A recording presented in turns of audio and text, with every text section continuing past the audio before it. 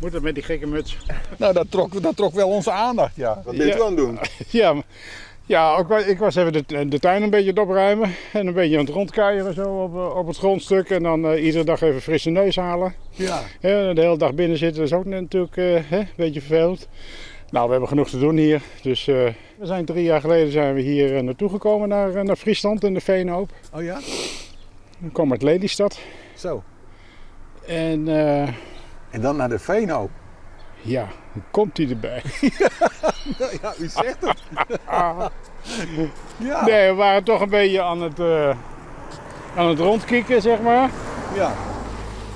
En ja, Lelystad, ja oké, we zijn uitgewerkt en dan zie je toch een beetje tussen het beton. En ik hou wel een beetje van tuinieren, een beetje ruimte, een beetje natuur om je heen.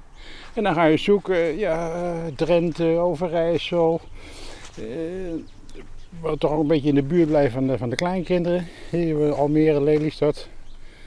Friesland stond niet bovenaan. Nee? Nee. Ja, het kwam toch een beetje door de taal. Ja, hè? En nou, op een gegeven moment zeiden we tegen elkaar, nou laten we toch nog eens eventjes een rondje maken door Friesland, hè, Funda. En toen kwam dit tevoorschijn.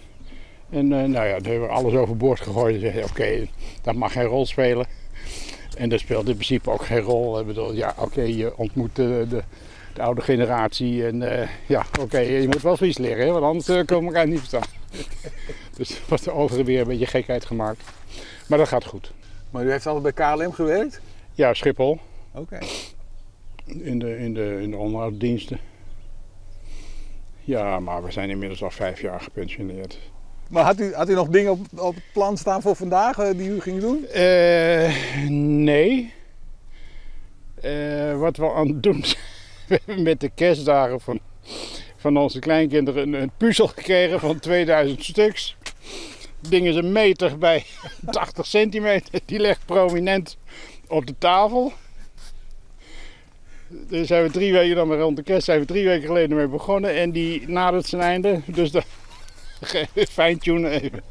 En het gaat nog goed in het huwelijk? Ja, Ja, met de puzzel? Ja, je weet het niet. Ja, nee, dat gaat goed. Nee, daar markeert niks van. Nee. Nou ja, ik zou zeggen dan nog een fijne puzzelmiddag dan. Heren, dankjewel. Even zo'n beeld, want anders komt het niet goed, jongen.